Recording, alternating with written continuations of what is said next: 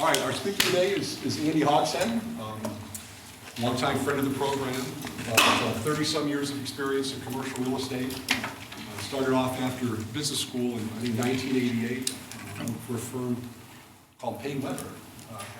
Kinder Peabody.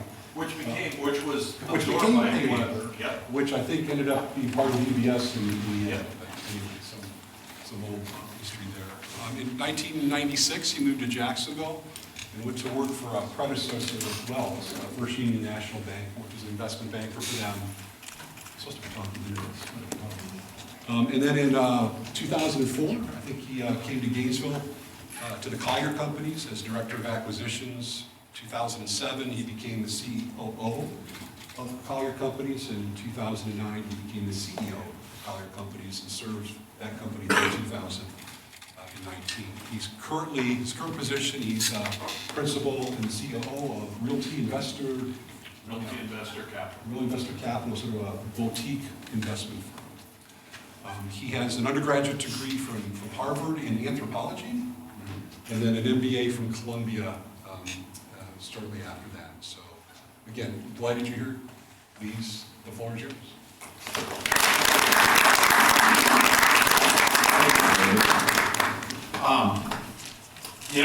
I gave a very similar presentation about 10 years ago to another class. So either David and Tim forgot or they've forgiven me. So I'm here to talk a little bit today about my experiences in real estate and talk a little bit about kind of how my career evolved in line with the market at the time. I must confess to all of you that I had a bit of a dog ate my homework experience. I had 2 presentations because we have 2 slide banks here, and I went with the presentation that was sort of my chronological notes that I could work from. And I went to send it this morning, and I couldn't find it. It is in the clouds somewhere, but I don't know where. So we're going to be working without a net, and I've gotten some good advice from some of the MSRE students here before. So we're going to wing it. We're going to make it a little more conversational, hopefully a little more interactive. But really, I do want to talk about what to do for the next 50 years. Why? Because your careers in real estate will probably span 50 years. That is a very long time. I've been involved in real estate again since, I think 1986, because when I went to business school, I really started to pay attention to what real estate was all about. And so, that's going to put me somewhere around 2036. And I'm about 2/3 of the way through. I love doing real estate. I am very bullish on real estate. I think real estate has a tremendous future ahead of it. I don't think it's going to be offshored. I don't think it's going to be outsourced. I don't think it's going to the cloud. It is a material good that is necessary for society. And as long as that happens, there will always be opportunities. Now, that having been said, real estate is a combination of capital and real-world goods. And there's a lot of chaos that happens between the two. So your careers should be built to manage a lot of chaos. I've seen a lot more in mine than I thought.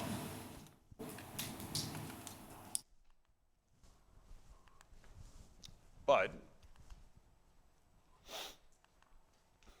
you'll probably have several careers. I've had several careers, and I want to talk a little bit about them today, and talk a little bit about how sort of they evolved. They evolved out of opportunity, they evolved out of circumstances, and they evolved out of my own personal needs. You know, the things you do for 50 years should be things you love, not things you dread and things you hate. I mean, that having been said, I have dreaded going to work a lot of times because there was something unpleasant and unfortunate that had to be dealt with there. But overall, this is an immense puzzle to me, and I just enjoy solving it. I enjoy doing real estate so much more than just about anything else. Work related. I mean, I enjoy my family. I enjoy traveling. I enjoy biking. I enjoy doing things like that. But work is something that it makes me fresh. It keeps me sharp. There was a football coach, well, I'll name him, Bobby Bowden, made a great statement once, said, well, once you retire, there's only one big game left. And so I sort of subscribe to that. Keep yourself active, keep yourself sharp, keep yourself reviewing and constantly learning and rechecking what you thought worked, because you're going to find that it doesn't always work. Random circumstances play a major role in your career, stuff you didn't see coming. Anybody that says otherwise is kidding themselves. Nobody has foreseen a lot of the turbulence in both the real markets and the financial markets of the last 35 years. So be aware of it. One nice thing for you guys is that you have a real advantage now. You're getting started now. You're not dragging baggage with you. A developer that has a multifamily project that he has underwritten to a 4% yield on cost has got a big problem right now, a real big problem. That's not you. It will be you in about 10 years, but it's not you right now. So be flexible.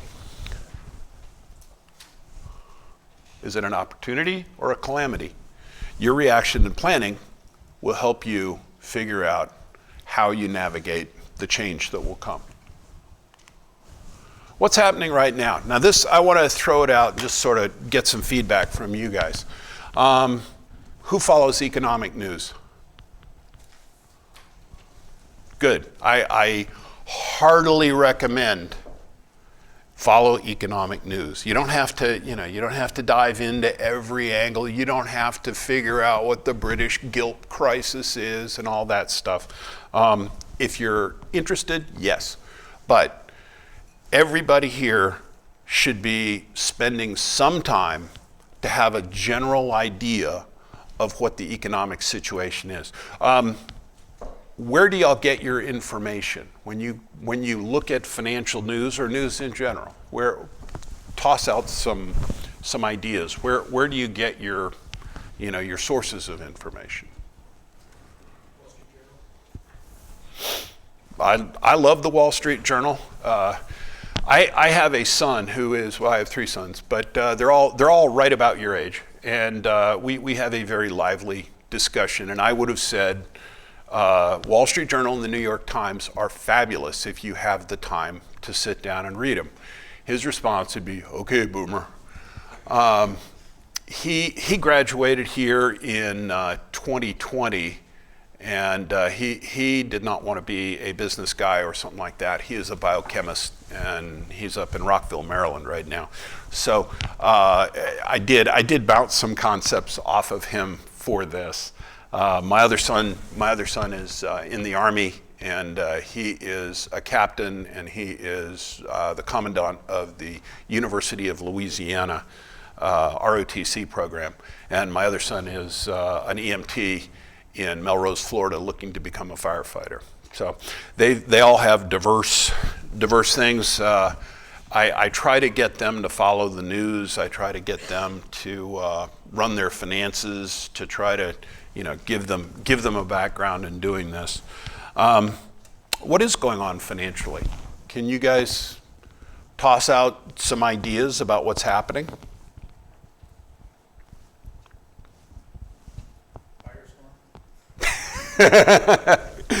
There's a whole lot of uncertainty. Basically, the Fed has kept interest rates low for a very long time, like 12 years. And that has produced a lot of distortions in the capital markets, but also in the markets that are dependent on capital markets, like real estate. Cap rates have dropped precipitously, and people have gotten used to virtually endless liquidity. The tech sector is suffering hard because of the withdrawal of liquidity right now. Real estate is just starting to experience that. I believe that there will be a recalibration and a repricing of assets. So that is a thing. Demographically, what's happening now demographically?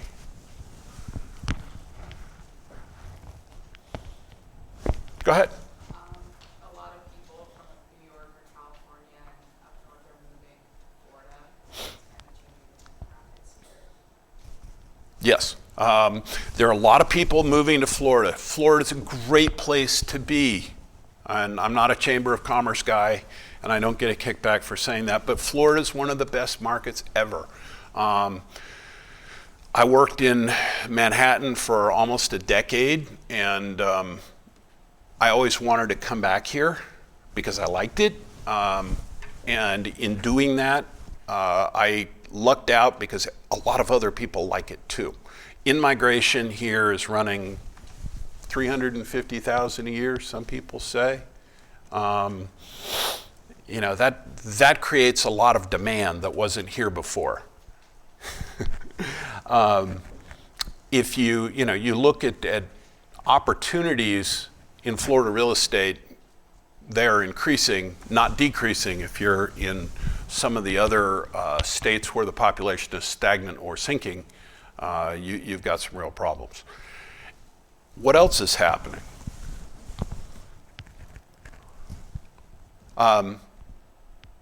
There is a demographic shift in age. I am the end of a cohort known as the baby boom.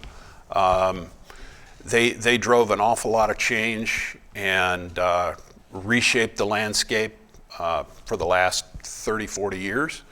They are now retiring. This produces opportunities and it produces some risks.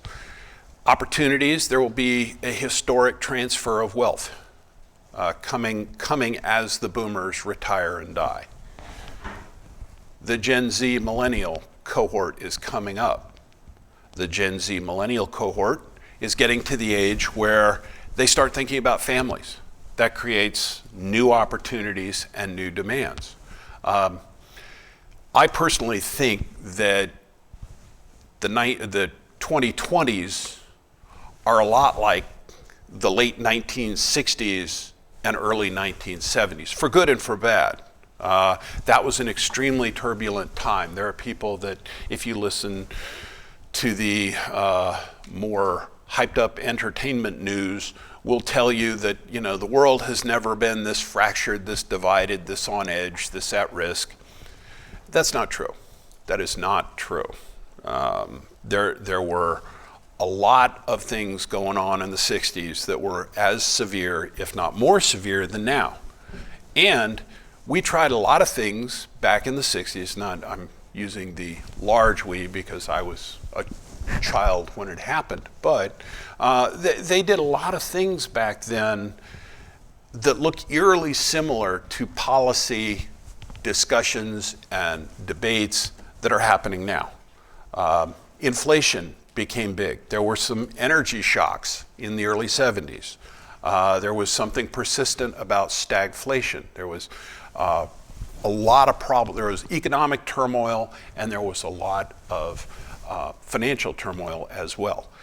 And a lot of good things happened. The Voting Rights Act, the first starts of the Clean Air and Water Act. I think consciousness sort of came for a lot of that stuff. I think that we are now going through a rebirth of those values. It's easy to put them aside in the rush and crush of just trying to raise a family, etc. So demographics are a huge part of real estate, and there's a lot of change coming from that. Be aware and think about how you can use it to your advantage. Okay, what did I do, David? I did nothing. There you go. There we go. All right. Technologically, another big trend to keep in touch with. How many of you guys follow technology and how it might apply to real estate? Good, good. Let me give you a back in the day story. I went to work after business school at an investment bank, cutting edge, had a real specialized practice in mergers and acquisitions. We did not have, this will blow your mind, we did not have laptops or desktops. We did not have computers in our offices at all. We specialized in writing books and materials and, pitch books, decks, whatever, doing analysis, etc. If we wanted to have it printed, we took it, written longhand, down to the typing pool, and they typed it and they turned it around. When we had a legal offering memorandum that happened, it was done at a printer shop where they literally printed it. If it had a typo, you were docked $1,000 out of your bonus, as I recall. That put the fear of God into everybody, because I don't know if anybody ever had it happen, but everybody heard about it. Somebody knew somebody who had had that happen to them. We did not have, we had a couple of different desktops, and they were not number crunchers, they were number nibblers. And basically, your smartphone has 100 times the computing power that they did.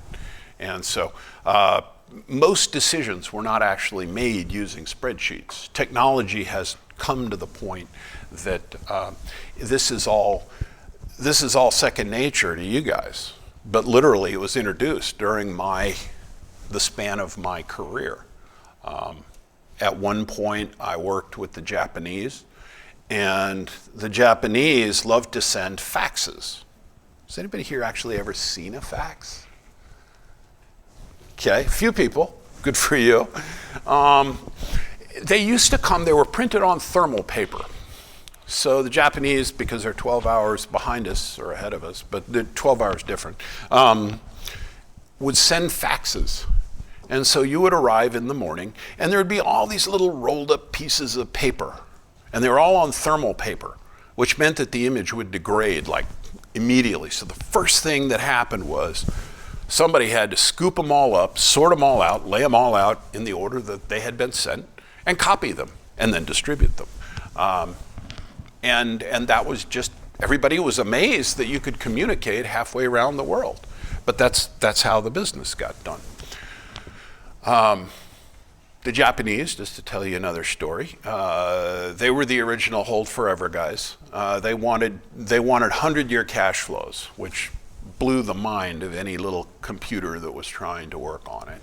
So not only that, they wanted to do what I now know is called a Monte Carlo analysis, which I think is a pretty cool concept, and we now have the technology to do it. But basically, they would take a spreadsheet and they would plug sine wave functions into the different variables.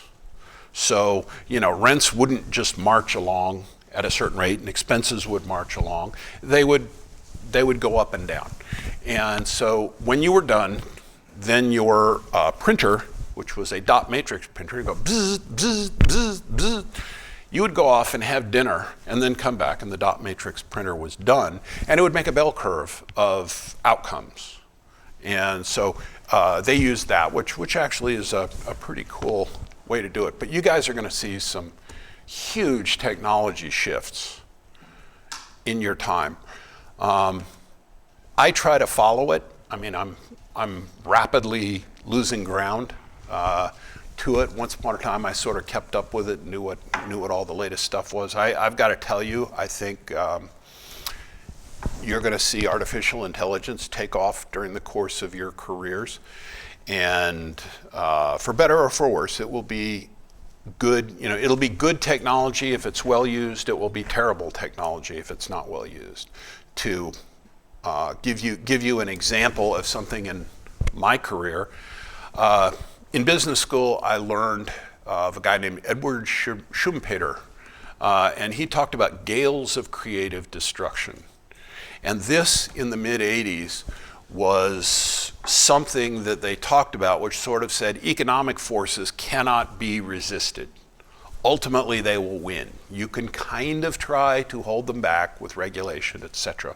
But ultimately, economics will win out. And so you should let capital flow where capital needs to flow. And by and large, I still believe that's true. However, in the 1980s, we exported, starting in the 80s, we exported an awful lot of manufacturing and jobs that were either too dirty or too dangerous or too expensive to do here. And the process was good for an awful lot of people. Capitalism really worked. Probably a couple billion people, mostly in Asia, got lifted out of poverty, real poverty. The number of people who are really poor in the world has gone down significantly. However, in America, wages have stagnated, and that is a real problem. A lot of people do not believe that this is the land of opportunity anymore. So we have to fix that. If looking back, we shouldn't have just embraced the gales of creative destruction. We should have given people lifeboats to do other things. So AI is going to be a very similar problem, I think. All right, let's talk a little bit about kind of the prejudices that are in your career and the prejudice in my career. This is a 10-year yield, the yield on a 10-year Treasury security. And as you can see, do I have a little pointer here? Yeah, it should be at the top of it. Okay, there we go. All right. Here is the last period of stagflation. Here is where the Fed tried to respond to it. We had a recession. You had inflation here, recession, inflation building again. This is where inflation really took off after the second oil shock.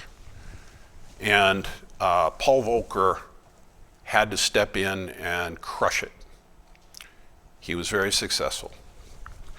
He did it at the expense of the second largest recession after the Great Depression and what is now the third largest because the Great Recession of 2007 came along and topped it. But as you can see, there's a trend in this graph. Generally speaking, yields have fallen throughout the majority of my career. My career embraces that piece. So yields have fallen. This has been fabulous for real estate. Okay? If you have a little black box, you guys are all familiar with net present value? Yes? Okay. A little black box that spit out $1 with a predictable frequency up here is going to be worth a whole lot less than a black box that spits out dollars down here. Why? Because the yield requirements, the future dollars from that little black box are worth so much more when there's a low discount rate. And this has really shaped almost everybody you guys deal with. And when you talk to people, but be aware that this is a prejudice that we all have ingrained in us because it's always been true. The little question is, this has happened here. Okay, rates never got this low, and rates haven't shot back up that fast. So something's going to happen. Will it, rates shot up here and rates shot up here. When is it going to tail back down, and how far is it going to tail back down? That is something I wrestle with, and I would suggest to you that is a thing to keep in mind. Just because it's always happened doesn't mean it's going to keep happening. There's a line from a movie I love a lot, and the line is, "It was true until it wasn't." And so you have to keep re-examining your biases and your prejudices, because you don't even know you have most of them. All right. Let's talk about this. This is the Fed funds rate. 10-year Treasury, you guys probably familiar, is in the middle of the yield curve. There's a 30-year bond out there. There's, if you're in Britain, there are still consul bonds, I think, that pay in perpetuity. But this is the very short end. This is how the Fed tries to control the economy. And it's an extremely blunt instrument. Okay, the most that the Fed can do is destroy demand for things by making them more expensive, by raising the cost of financing. And so there are periods, you can see here, Paul Volcker put on extremely high interest rates when I was in college. I had friends who, their parents were getting student loans and then buying treasury bonds because it was a guaranteed arbitrage, because it was so, rates were so off the charts high. But it worked. It worked. Again, there was a crunching recession. These dark lines are the recessions. Crunching recession destroyed a lot of American industry. A lot of things never recovered. The American steel industry never really recovered from this. There was an awful lot of economic dislocation and a lot of destruction in the Rust Belt. I am deeply hoping that the Fed doesn't create a similar dislocation in this round of tightening. All right, now you can see here they had to, in the mid-'80s, they had something, 1987, October 1987, and I was right about exactly where you guys are. I had finished my first year as an MBA, had a good internship, was very interested in where I was going to go to work, et cetera, et cetera. I went to Columbia, and at the time, probably 80% of the class went to Wall Street, because that was cool and hip and all that. And so we all were very happy because things were going very well. Unfortunately, in October of 1987, they had what was called Black Friday. On Black Friday, the Dow dropped 25% in one day. Most people's job offers disappeared that day. Wall Street retrenched dramatically. So you can see that here because the Fed responded. The Fed chairman at the time, did anybody know the current Fed chairman? There you go. He's the man. You should know when you read or hear something and you hear Jerome Powell talk, you should pay attention because he's controlling your career. Okay, right here. Jerome Powell responded with what at the time was a flood of liquidity. I'm sorry, not Jerome, Alan Greenspan. Yeah, not Bernanke. Later. Anyway, so Greenspan responded and had a superb record for managing the U.S. economy. The Black Friday crash didn't last very long, and almost everybody went back and got good jobs. Most of my class went to work for what's called sales and trading. Basically bonds and fixed income instruments.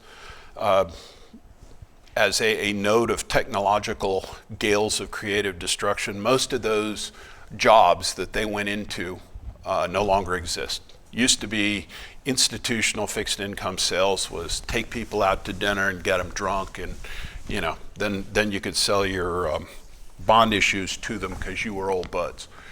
That no longer happens. Well, it still happens some, but not nearly like it did. And the range of fixed income instruments today is probably, what do you think, 50 times more than it was? The derivatives market that plays off that is 50 times more than it was, probably 500 times more than it was.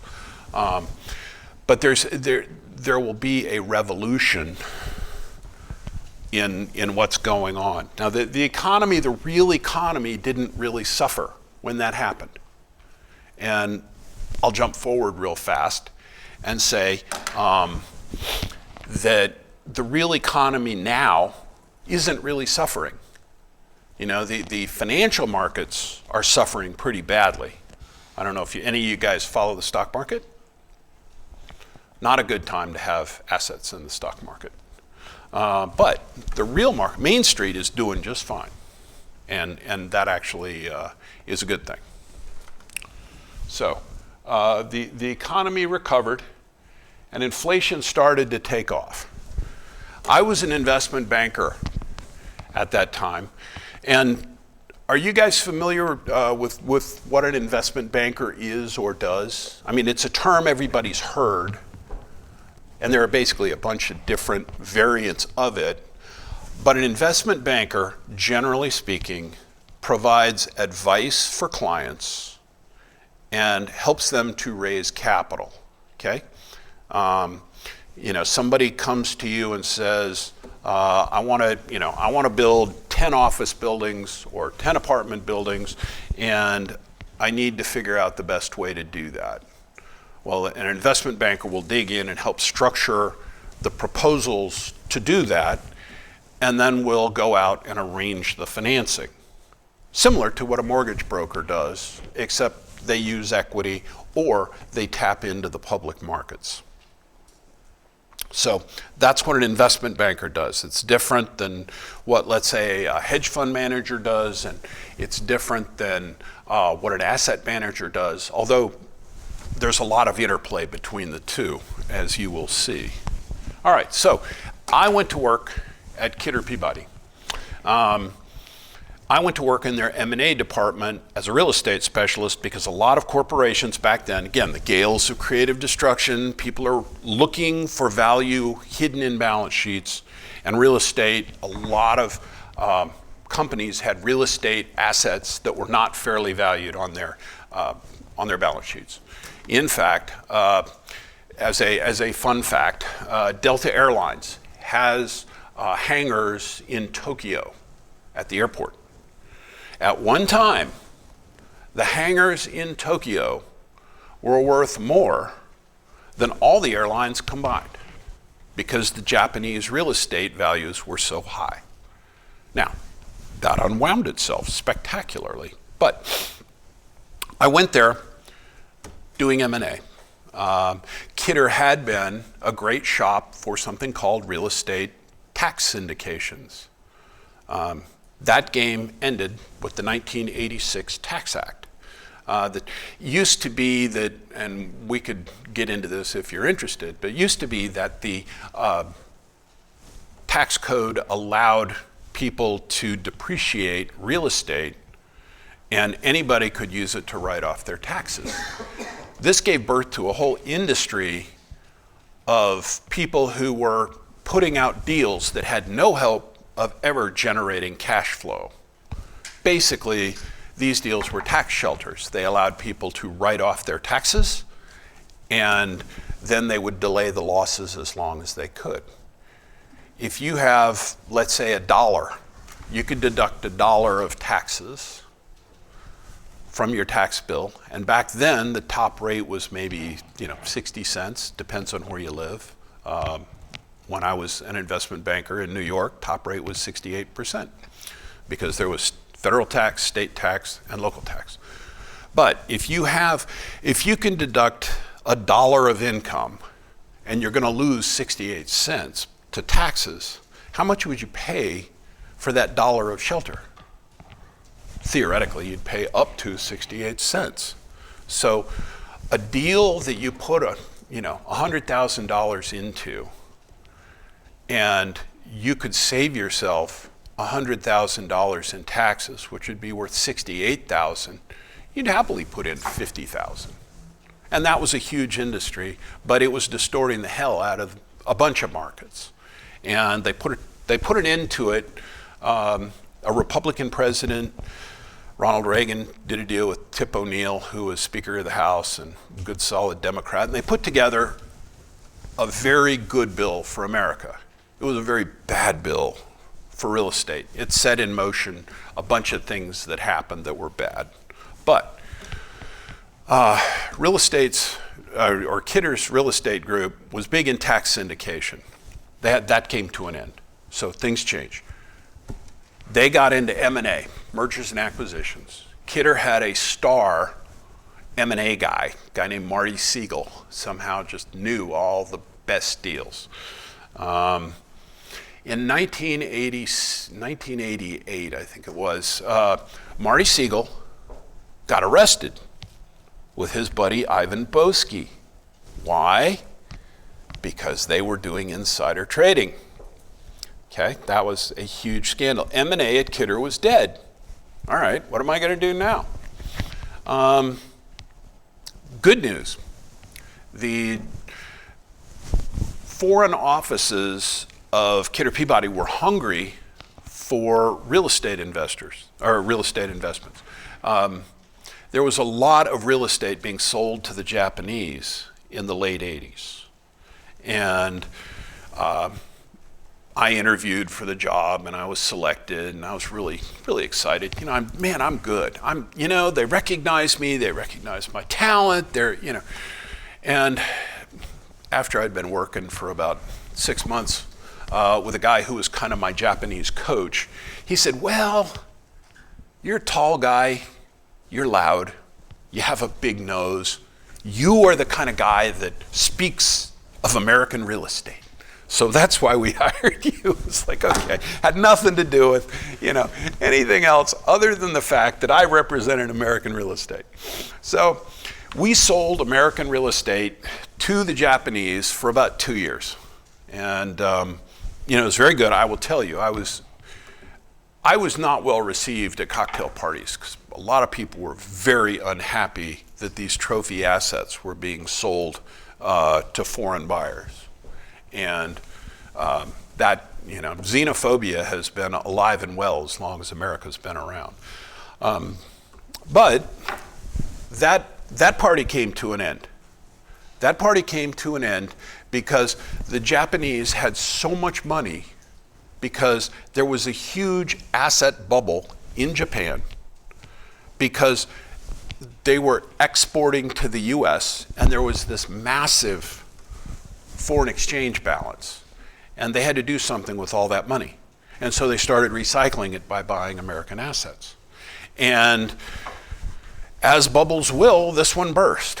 The Japanese stock market burst, and it burst spectacularly. In fact, one of the last deals that I marketed turned the lights out on the Japanese stock market. It was at like 38,000 and it went down to 14,000 and it stayed there for 30 years. I don't know where it is now, but it ain't back. So what do you do then? Well, the real estate, remember how I talked about the tax syndication? Okay, syndication died, cut off a major flow to American real estate. American real estate suffered for a few years, but by 1990, we had a recession, or excuse me, yes, 1990, we had a recession. You can see the inflation here. you can see the the short Fed funds rate. If you look here at about the same point, you see that 10-year Treasury was yielding 10, and the short Fed funds rate was yielding 8. So a lot of institutions held a lot of assets on their books, home mortgages and things. They did not have most of the modern financial structures that they have now to securitize and cycle this stuff. These little institutions, mostly savings and loans, got caught in what's called a short-long squeeze. Basically, they borrow short, they fund their deposit, they get their funds from deposits, and they lend them long to homeowners in their community. Well, you can see it went up to 10. Let's say you'd made a mortgage loan a year earlier and it was at 6. Your cost of funds now is 8. You're losing money. And these little savings and loans quickly got into a lot of trouble financially. And they had something called the FSLIC, which was the US government insurance program. And the government quickly had to figure out what was going on, but by the time they got around to doing something, it was a major problem. Something like a quarter of all S&Ls were basically bankrupt. Exacerbated by 80 and 82 deregulation that allowed the S&Ls to get into commercial real estate on top of Yes. their home mortgage loans. Yes, another compounding effect. A lot of these guys were making basically preferred loans and things like that to developers in addition to their loan because they were deregulated and they could get in there and basically they went out on the risk curve. There were even developers that bought an S&L as their own little piggy bank. Well, that show didn't go very well, crashed hard. They had to create something called the Resolution Trust Corporation. And that was a clearinghouse to try to delete and wash out and work through all these bad assets and put the financial system back on firm footing. So here I am with my experience in Japan and having done some securitized deals which were incredibly novel at the time.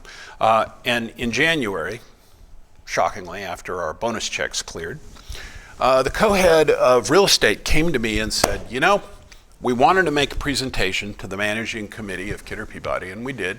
And I was a junior guy, so all I did was put together books and stuff like that with that regard the the annual meeting. It happens, and they were proposing that we go work with the RTC because there's going to be a lot of money to be made, and the senior managing committee turned it down.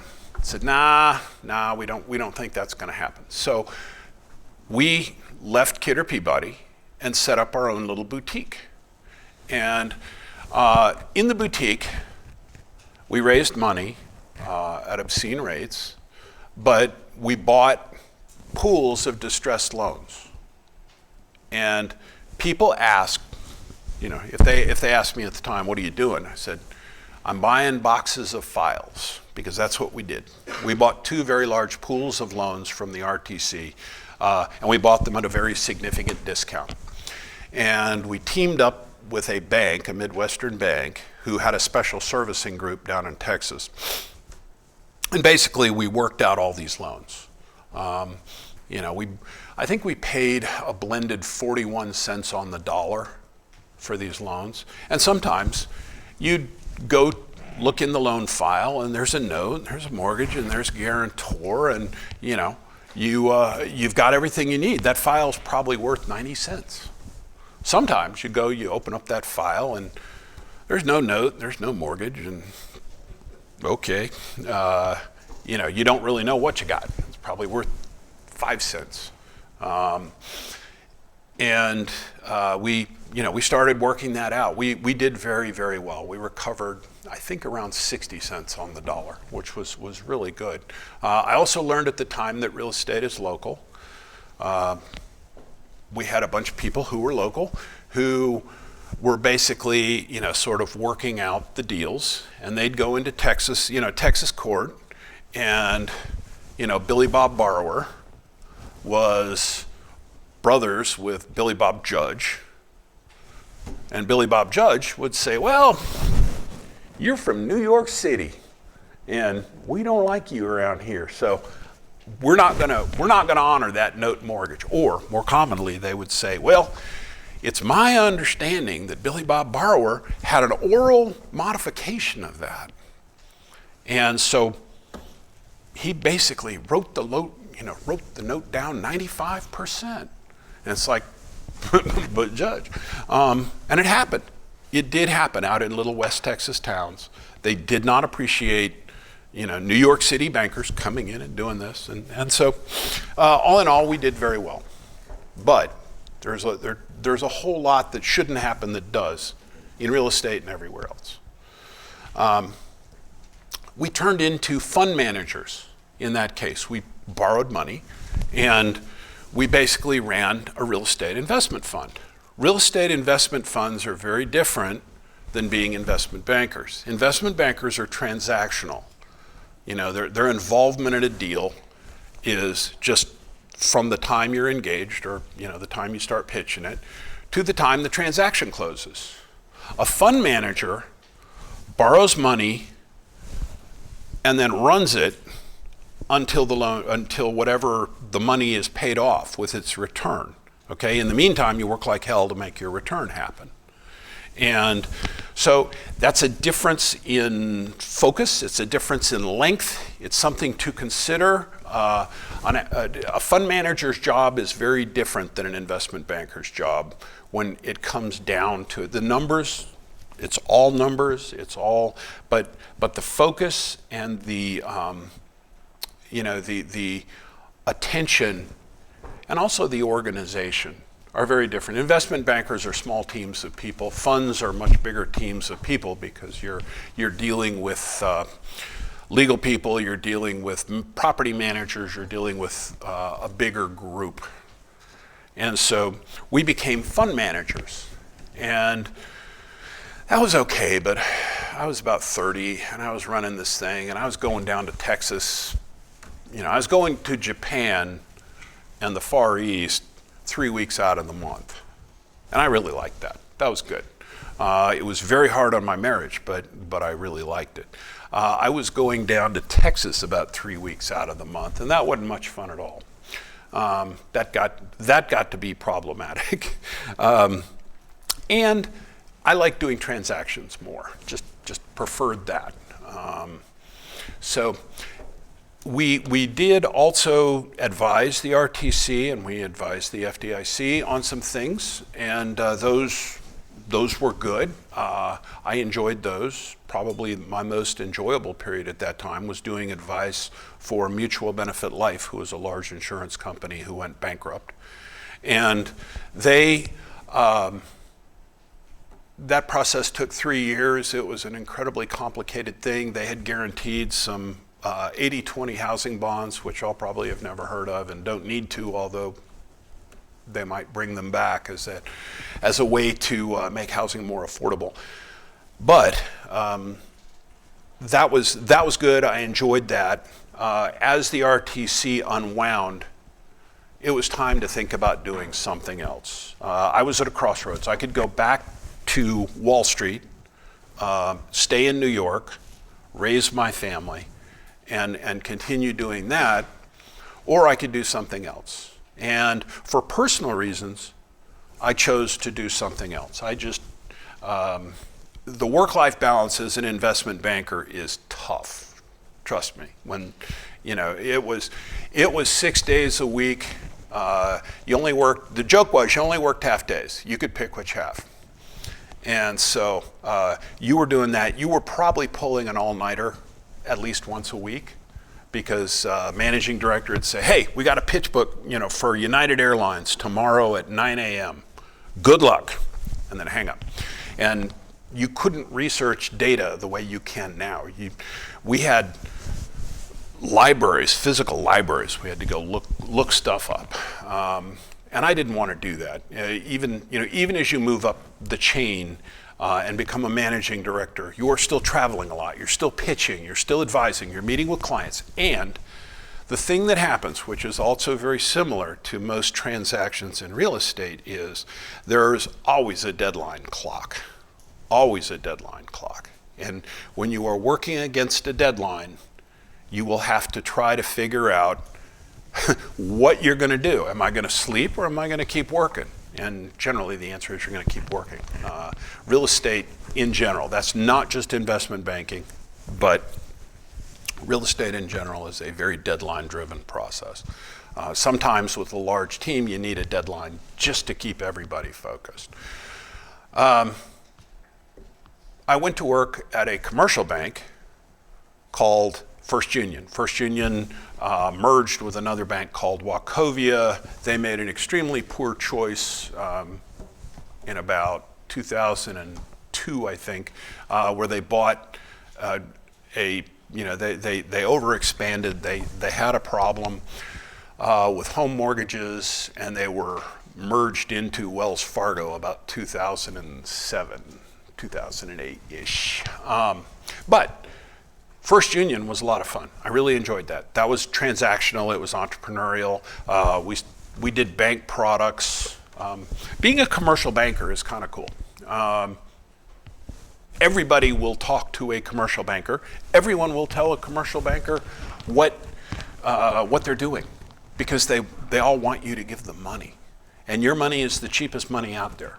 So they will always talk to you about what they're thinking about and what their projects are. And if you cover a market, you will get a deep understanding of that market. You also get to really see best practices. First Union, I had about 44 clients, and they were all best in class. And they were all good, and there was a lot to learn by shadowing them. The downside of being a commercial banker is that it has a very boxed picture of risk. And real estate, your careers will be all about managing risk. And commercial banks underwrite to very controlled risk tolerances, far less than is actually in the deal. So there's a lot to learn there. By 2004, the bank had grown to the point that they had stripped out a lot of the more fun stuff. I like doing the investment banking stuff, so I had some capital markets clients. I had Regency Realty, I had 2 other REITs, I had a large Jacksonville land trust called St. Joe Company, and they were fun. They were good projects, or good clients, because they had good projects that I really enjoyed. And I had lots of other clients, but I had one client that I had a really good rapport with, and I decided that it was time for something different. The banking had just lost its sparkle. I mean, I wanted more, and so there was this young gunslinger in Gainesville who I'd financed several multifamily loans with, and we had talked about his plans for expansion, and he wanted to grow. And his name was Nathan Collier, and he needed a director of acquisitions. Now, it's not like being an investment banker or a fund manager or a commercial banker, but I said, sure, I can do that, no problem. And set off being the director of acquisitions. The Collier companies went on a raging tear. There were about 4,200 units when I started, and by 2010, which was the top of our expansion cycle, we were about 9,100 units. So we had grown dramatically. There was a new thing in the market, student housing. And student housing has a lot more beds per unit, which means a unit costs a lot more and is a lot bigger than what was in the Collier company's portfolio. So we more or less tripled in size by bed count during those 6 years. And during those 6 years, I moved from being director of acquisitions to kind of de facto director of capital markets. Then we had this little problem hit where the world economy collapsed and Gainesville collapsed right along with it. My best guess, I don't have any data to back this up, but my best guess is that what happened was, at the time, let's say Gainesville in 2008, the market was 98% occupied, and let's say that it was at $1.06 a square foot. 2010, effectively, once you'd factored out all of the concessions we gave, it was probably somewhere in the high 70s.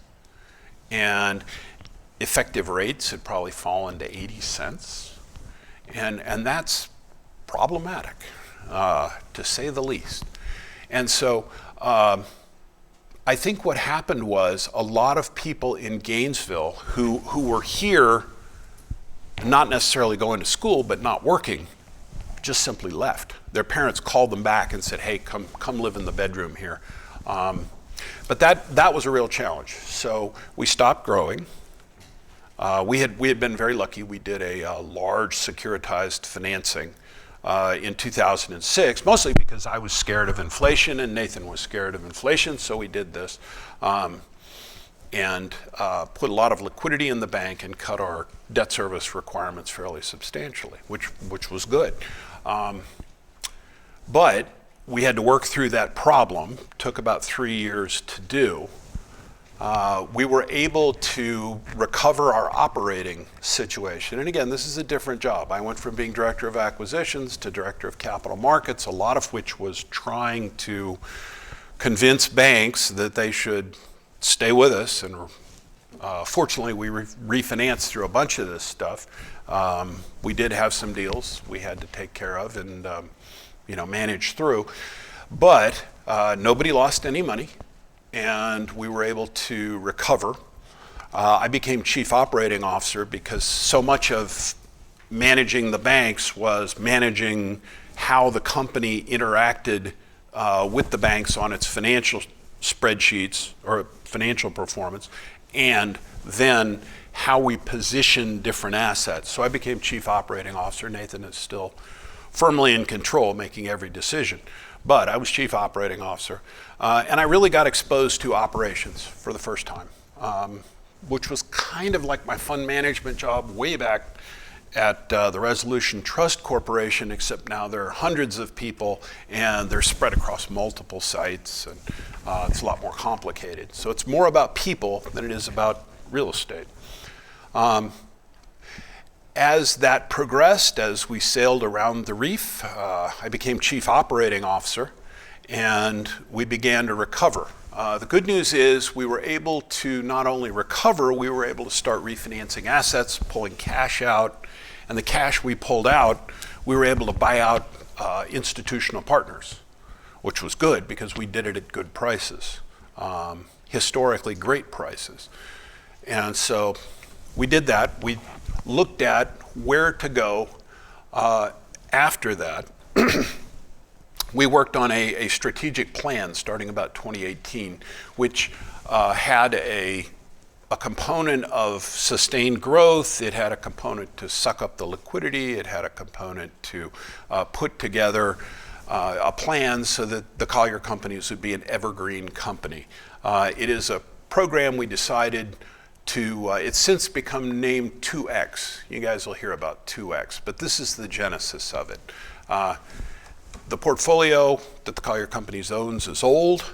It needs to be updated. They're investing substantially in rehabbing units, doing value add.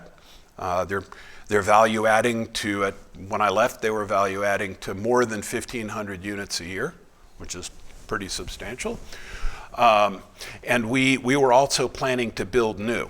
We were planning to diversify out of student housing, diversify into conventional housing, because I'm a big fan of demographics, and the demographic wave was moving against college-age populations at the time.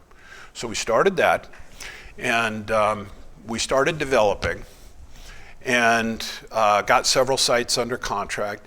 Basically, Nathan and I had a disagreement about how to proceed strategically. What organization do you need to do that? And push comes to shove, it's his company, right? So I can either do it his way or try something else. And we agreed to part company, and he made me an extremely generous offer, bought out my positions, and was very fair in every way.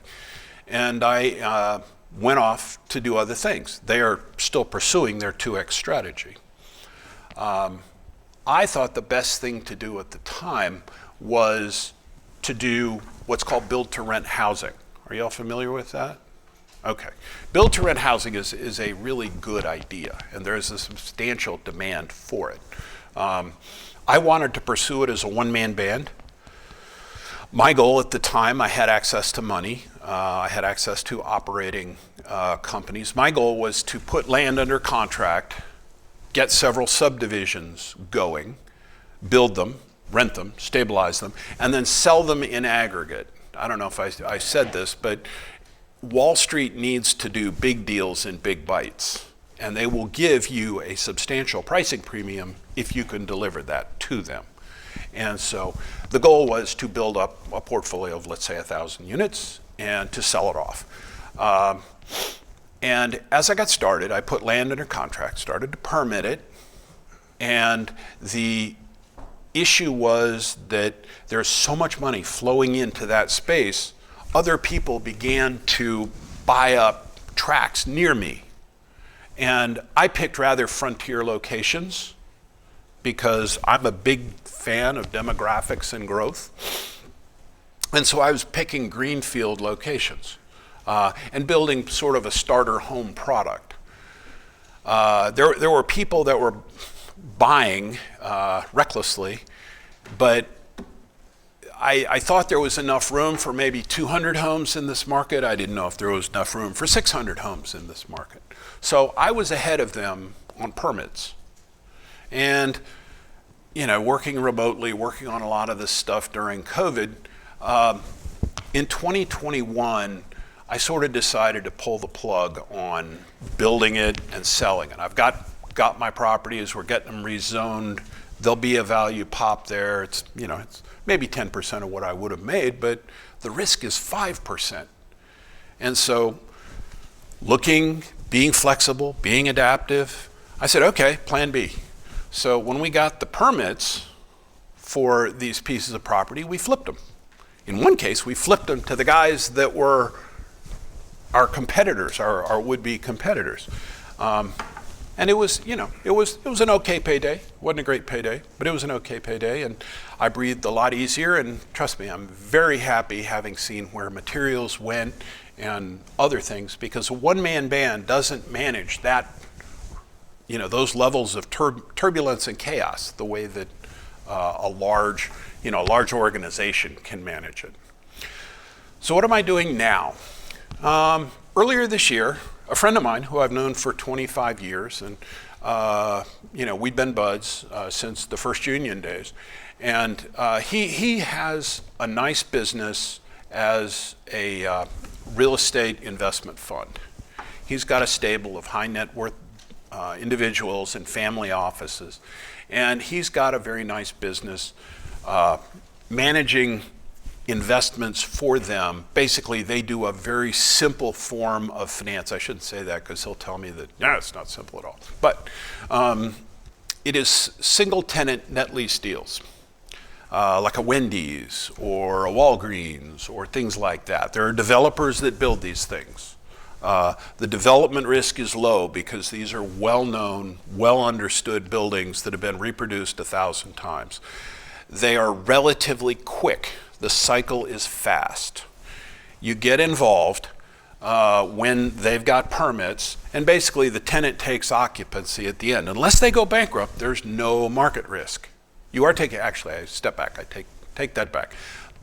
There is no lease-up risk. There is market risk because what's it worth once you built that? But it's only a year out, it's relatively predictable.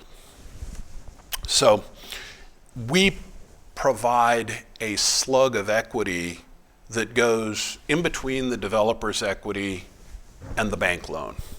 Preferred equity, it's secured, it's not a loan, but it looks a lot like a loan. It's got a lot of loan characteristics. And we put this money out. Like I said, Wall Street likes big slugs of money. These are little slugs of money. We're putting out, $1.5 million, $2 million at a shot. And you need a nice pipeline to be able to do that. But if you can do that, it works pretty well. And Carl wanted to scale it up. And I said, yeah, I know something about running organizations and scaling stuff up. So even though I don't know anything about single tenant net lease real estate, and I'm learning there are a lot of nuances that you got to master, I went to go help him. Why? Because it's interesting and fun and something new to learn and something that, I think ultimately we could make a lot of money doing. There are some giants in the business, and we like to tease ourselves like, yeah, man, we're gonna be as big as Angelo Gordon? We're gonna be as big as W.P. Carey? Those guys do billions of dollars a year, so it's probably not gonna happen. But it's nice to dream. And there's a lot of turbulence right now because these things are priced. The cap rates are very sensitive to the financial conditions. And if you look at that graph right there, you see the tail kicking up at the end. There's a lot of questions. A Tesla lease last, 6 months ago was trading at like a 5 cap. And they're going up. The way that we have mitigated our risk is we underwrote our piece to about a 7.5. So we feel pretty good, but there is a lot of risk. The good news on... Clarification, you said Tesla lease, you mean a building that is leased to Tesla? Yes. And there's a program, Tesla's expanding. They build about 70 facilities a year, showroom, repair, that kind of stuff. And they're about a 30,000 square foot building. They're all over the country. They build in specific demographics, and they have 3 preferred developers, one of whom is our client. And so they build it to Tesla's specifications. Tesla approves the building. Tesla takes ownership with the lease, and then the developer sells the asset, pockets the change. So that is going to be a bit of a challenge right now. However, again, these rates are going to, corporate balance sheets are good. Most corporations are probably expanding their retail operations. They haven't shelved that yet. And so we feel pretty good that this crop of deals will get done, and then basically the leases will have to reprice. The developers will have to renegotiate deals as preferred developers with their tenants, and that will take into account the higher capital cost structure. So do the preferred developers come to you and say, I understand you have Yes. investors that are interested in investing in these kinds of deals? Yes. Do they arrange bank financing at that time? Or when Sometimes they do. Sometimes we bring the bank. These are great deals for little banks. And so there is a lot of opportunity. One thing that has happened is banks have pulled back on their loan to cost. Banks used to do on these kind of deals would do 80% all day long. The terms we're hearing now are more like 65. And so our preferred equity fits that gap. Yeah. And still, we can usually we used to get to 100% back in the distorted days. We used to be able to do 100% financing fairly regularly because cap rates were so low. But we can still do about 90%, which is good because most developers can muster the internal capital to put 10% in a deal. And so we are able, I see us doing a lot of interim business because while they can come up with 10%, they're going to struggle to come up with 35. And whereas our capital, which is priced at 12% to the developer, is high when your bank loan is at 5. But When your bank loan is at 7.5, which it's likely to be in about 2 weeks, it doesn't, it becomes a much less onerous arbitrage to overcome. So it's kind of why I'm doing what I'm doing. I think it's a conservative structure, which is in keeping with kind of where we are. One more question. Yeah. Is your equity capital short-term capital? I mean, you're financing Yes. the construction and stabilization. Construction. Yeah, and then the developer sells it and your investors are paid off. Yes. So you're raising equity capital for short-term. Between 9 and 15 months. So. Somebody else is actually buying the building. Yes. Yes, there are a whole bunch of, usually 1031 buyers. There are some net lease REITs, but they have completely pulled in their horns right now. So they're not buying nothing. And most of the 1031 people are done for this year. We're counting on everybody to get a bunch of deals closed so that they will be looking for 1031s, 1031 exchanges starting next year, so they can identify our stuff and do it. So that's, that is a little bit of my experience. I'm sorry if it meandered a little bit more than I thought. I was going to keep you guys on point with titillating slides, but that's okay. Can I answer any questions? Yes?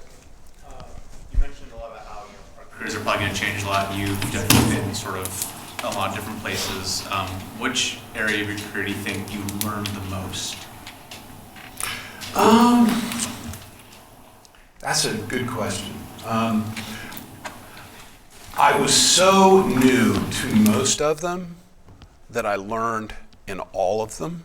And that's a stupid answer, I know. It doesn't really, I was so green that investment banking blew my mind about every week. And that was fascinating. I lived that experience because I was there all the time, but to hear what's going on and hear how this got done and that got done and, what the hell is an inverse floater? And somebody would explain it to you. As a fund manager, I learned a lot more about the real world, working for the RTC and advising mutual benefit. Like I said, there's Billy Bob Borrower and Billy Bob Judge, and it doesn't matter what the paper says. This is how it's going to be. I learned a lot about working with people. With that, I hadn't, had to sort of lead an organization before. Commercial banker, it took me a while to understand that concept of boxed risk. It's like to them, there's not a risk continuum along the real estate market. It's risk, boom, deal no longer exists, not going to do it. And so developers especially are really good at sticking to it and figuring out a way to make it happen. Collier Companies was a ton, acquisitions. I didn't know how to buy stuff really. I learned. And how do you restructure assets? That was good, not as much. It wasn't a whole lot of fun. Chief Operating Officer, Chief Executive Officer were deals again where you had to learn to manage people a lot. You had to work through people. The financial skills were a piece of the deal, but they were less important. We did development. Figuring out the development strategy is tough. Figuring out how to meet Nathan's yield requirements when the market had clearly moved past them in both acquisitions and development was tricky. And that was, those were probably the biggest things. The build to rent stuff, I was surprised by some of the opposition that I received to this. I thought I was building workforce housing for teachers and firefighters, and I thought that would be a big bonus, but some people didn't see it that way. One is in Polk County and one is in Put up the opposition. You're talking about city. local people. I was no stranger to that, because at the Collier companies we received huge opposition to developing anything in Gainesville. You know, we were the local, or I was, they are, and when we went to go get things done, they were the 800-pound gorilla in town, and they were a lightning rod for a lot of dissatisfaction. So if you were unhappy with downtown redevelopment, you could probably figure out how to blame Collier for it. If you were unhappy with you know, income inequality, you could probably blame Collier for that. If you could, you know, whatever. It was really hard for us to build in Gainesville. I could tell you several war stories about that. But that was built to rent. I was surprised because I thought I was building something everybody would love. But they still complained. And I haven't only been doing single tenant stuff for 6 months, so I haven't really seen the full scale of that, but we'll see how that goes. Probably less in the way of neighborhood opposition.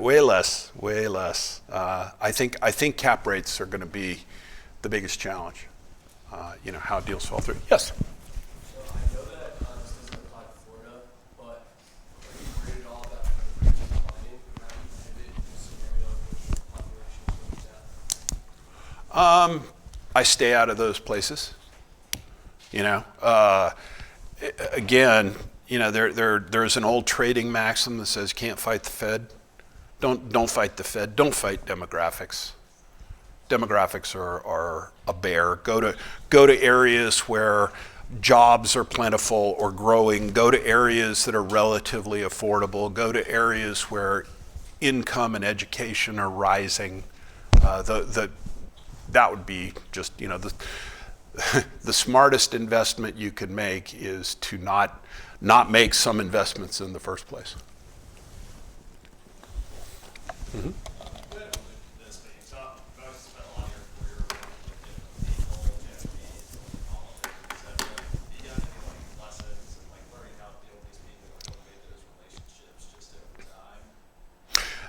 Yes, I had a great mentor at Mutual Benefit Life. Guy's name was Julian Burke. He was a clerk for a Supreme Court justice, and he was probably one of the smartest guys I've ever met. And he worked for a company called the Palmieri Company, and we had this New York workout where on one side it was Mutual Benefit Life. On the other side it was 60 bond issues that Mutual Benefit had guaranteed, given a AAA rating to, and when it lost its AAA rating, they got sued.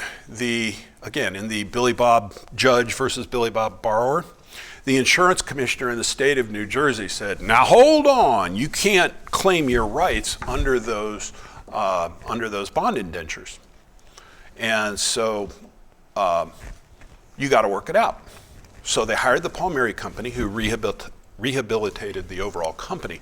But Julian was the best negotiator I have ever seen. I learned to negotiate from Julian. And every transaction with everybody you do is a negotiation of one form or another. It's not a zero. If you do it right, it will not be a zero-sum negotiation.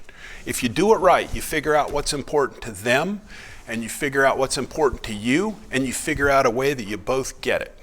I mean, that's you know, win-win, blah, blah, blah.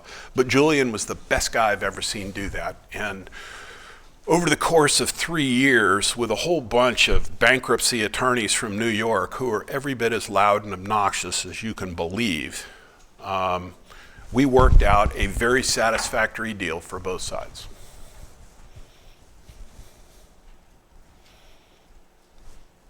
Anybody else? Yes? Last question.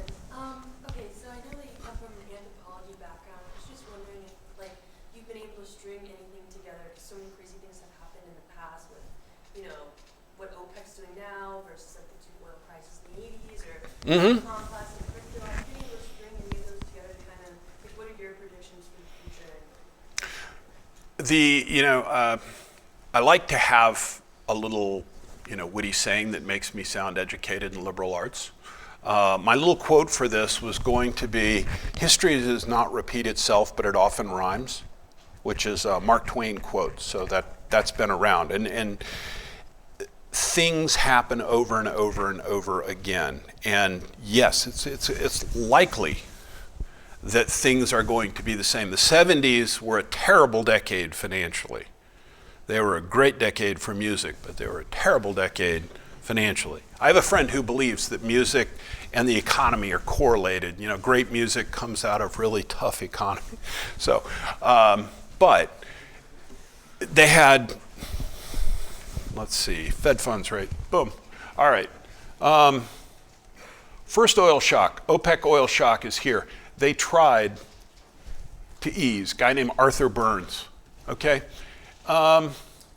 They didn't fix the underlying inflation. It got ahead of them. They had a recession. They thought everything was fixed. Inflation broke out again. And it was inflation with very little growth, okay? That was called stagflation. And you can see it right there. And then, or you can see it right there.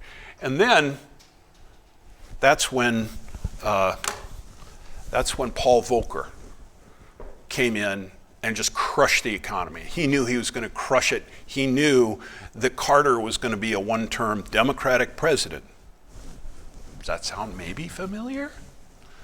That inflation might get out ahead of, might get out ahead of the economy, and in fixing it, you cause such a recession that the current administration gets thrown out? Yeah, it sounds pretty likely. Oil shocks, there was an awful lot of similarities between, as I said, the late 60s and early 70s. I say early 70s because I don't want to see what happened from 1975 through 1982. That would not be much fun. But there have been a lot of times where the Fed has engineered a soft landing. This was, that was a soft landing. The Fed managed to raise rates, and just as the economy was gasping for air, Greenspan cut rates, went down. Here you can see, that's, that's the savings and loan crisis. Then here, Greenspan gave a speech about here called Irrational Exuberance, where he talked about sometimes the markets are just nuts and we can't stop them. And the dot-com markets went off and crashed. There was a household wealth effect, but it crashed. 9/11 happened here on the heels of the dot-com basis. You can see the Fed trying to accommodate, trying to get liquidity back into the market. Unfortunately, he waited a little too long. That, and combined with, usually it's not just Fed policy, it's Fed policy combined with something else. In this case, it was the fact that the mortgage industry manufactured a bunch of bond financings, which pumped a whole lot of money into the U.S.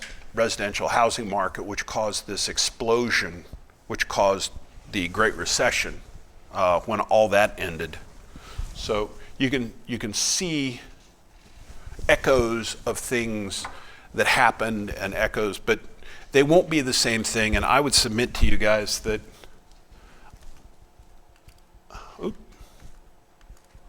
I think this is kind of new territory. This is I hope the economy slows down really fast, and the Fed doesn't keep tightening just to make sure it's dead. I hope it's just gasps for air for a couple of quarters, and they relax and things go back to normal. But you don't know, because we've had, as you can see, we've had abnormally low interest rates for about 12 years, and people got used to that as normal, but it ain't normal. It wasn't normal.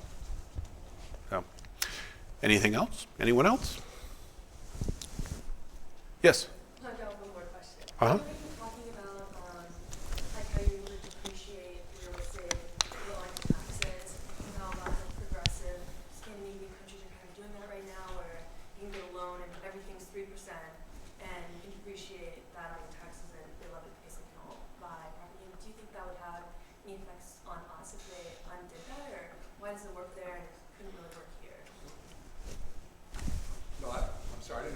you understand? Go ahead and say it again. I'm going to. So a lot of the more progressive Scandinavian countries like Norway, Switzerland, they're having home loans and you can buy them at 3% and then depreciate what you're paying on your taxes. Mhm. And it's apparently working well for them. A lot of them are like all the young people are investing and they're buying these properties and da da da da. I was just wondering why that didn't really work here and then how it works there and if that'll have any effects on us if they overturn that. Well, it does work here, and it is how they do it. There are, you can, if you buy a house, you can depreciate, you can deduct the mortgage interest that you pay, not the principal, but the interest from your taxes. So that's good. And as recently as 6 months ago, you could get a loan for 3.5%. So that was pretty good. And what happened is a lot of first-time home buyers and a lot of trade-up buyers bought housing, but unfortunately, the demand greatly exceeded the supply and prices went nuts. And so, how are we going to fix that? That's a problem. That's a real problem. I have some ideas, but it ain't my job. The other thing to think about is real estate as an investment, and this is something you guys should think about in your careers. One of the nice things about real estate has always been that it's a real asset and you can write it off on your taxes. You can deduct it. Now in the Tax Reform Act of 1986, they cut the amount you could deduct way down. However, the Trump Tax Act of 2017 brought that back. They brought back some accelerated depreciation that's really pretty sweet. It's difficult to take advantage of. It is difficult for an average passive investor to be able to use that. But I'm very concerned about the amount of debt we've run up in the last 5 years because we ran it up at very low rates.